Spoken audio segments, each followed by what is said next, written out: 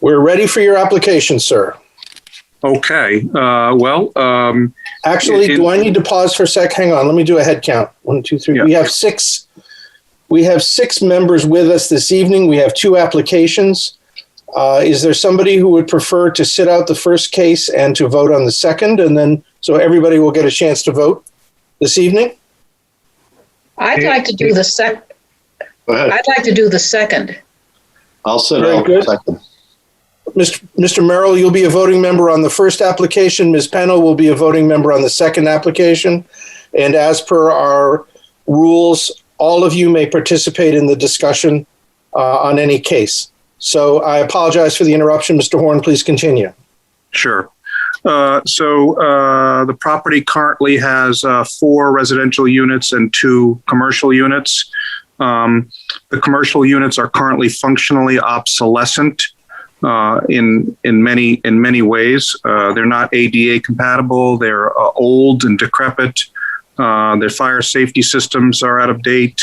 And given the current environment in Exeter and in general, as far as office space, it's really just functionally obsolescent, and it's very difficult to find tenants that want to stay or that want to lease the space for those reasons, which I cover in my application. Mm-hmm. There's much more of a demand for residential. The residential units are in high demand. It lends itself to residential. The structure looks like a residential structure and lends itself to residential. So, I want to take the 2 ground floor units and convert them into beautiful residential units.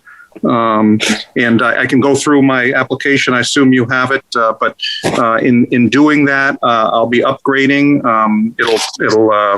It'll make the profit. It'll make the property more. Obviously more profitable and better for the tax rolls. It'll provide housing. It will incentivize me. And in order to do this work, I have to put a sprinkler system into the entire building. As required by the fire department, I have to, which is quite a large project that I would not otherwise do. I have to put a new water main in from across the street.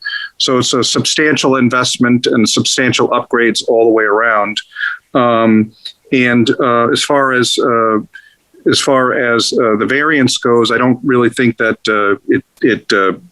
the spirit, obviously it's a 9,000 square foot lot, so it's already non-compliant. It already has 4 residential units, and adding 2, it's got commercial already. And I don't believe that it would, violate the spirit of what's going on in downtown Exeter. There are obviously lots of precedents for non-conforming lots. Mm-hmm. And the rest is in the application. If you have any questions or if anything I could add, happy to do so. Great. Thank you, Mr. Horn. I'm going to start with a question. The upstairs residents right now, how long have those been residences? I really don't know. As long as I've owned the property since 2000, I've owned it since 2008, I believe, and they were residences at that time. It looks to me like if you go up to the top floor, which is not currently occupied, there was a residence up there, which looks, the last time it was occupied was as a residence was in the 1940s, because I found newspapers up there from the 1940s. And so I know the absolute top of the structure, I think, was part of a rooming house, and there was evidence of a flush toilet.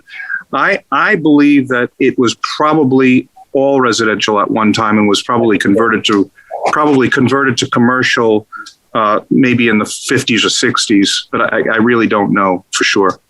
Okay. Ms. Pennell, you have your hand up?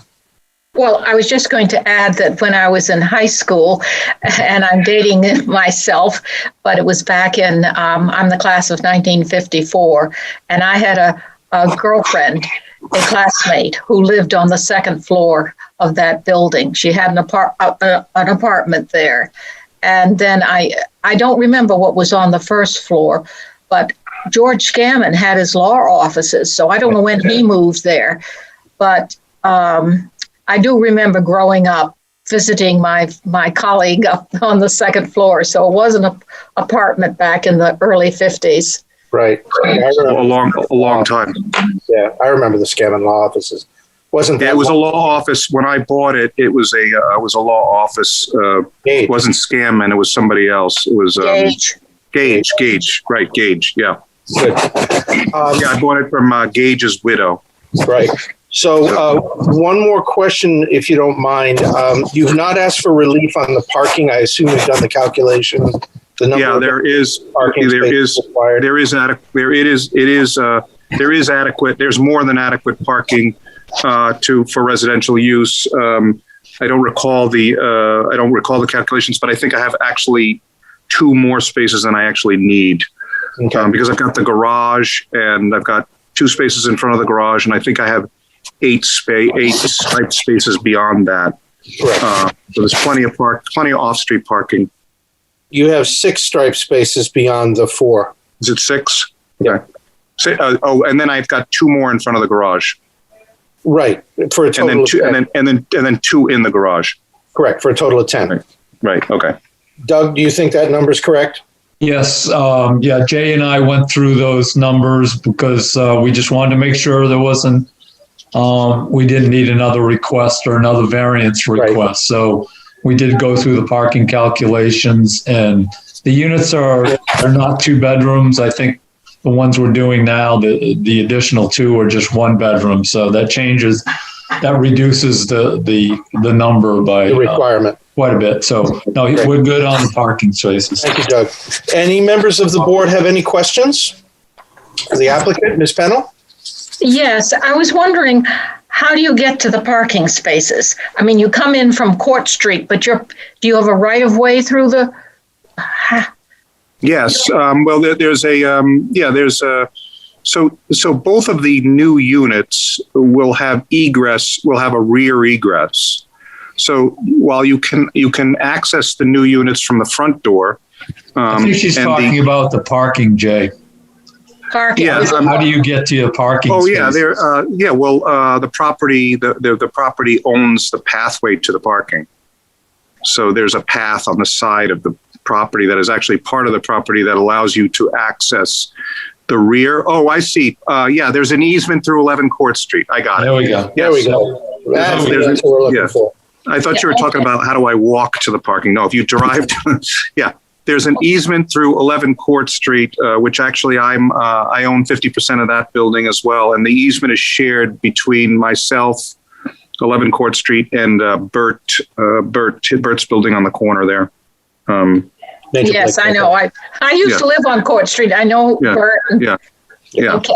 So, any further questions from the members of the board regarding the application?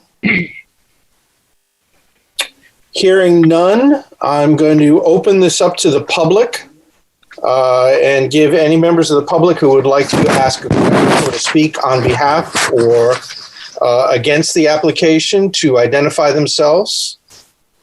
We'll wait a few minutes. I don't see anyone on attendees. Garrett or Hillary, is there anybody out there? There's nobody out there right now. Terrific. But you didn't draw much of a crowd, Mr. Horn. What can I tell you? that's good. You got to advertise, man.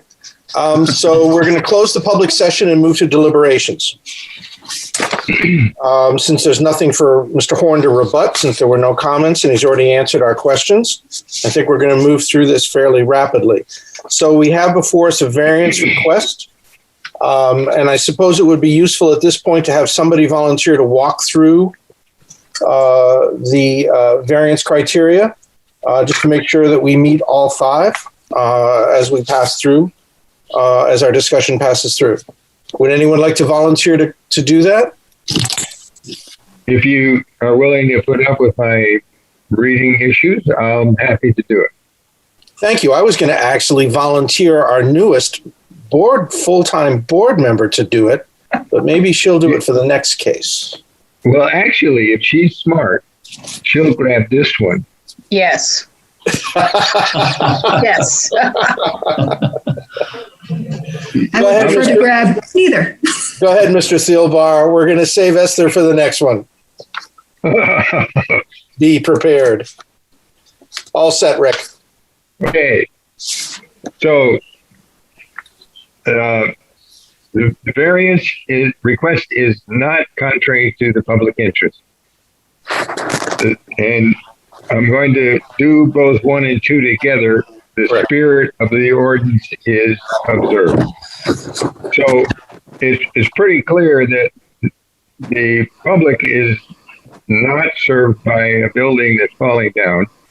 And we have space in town that could be used productively, and it's not being used productively.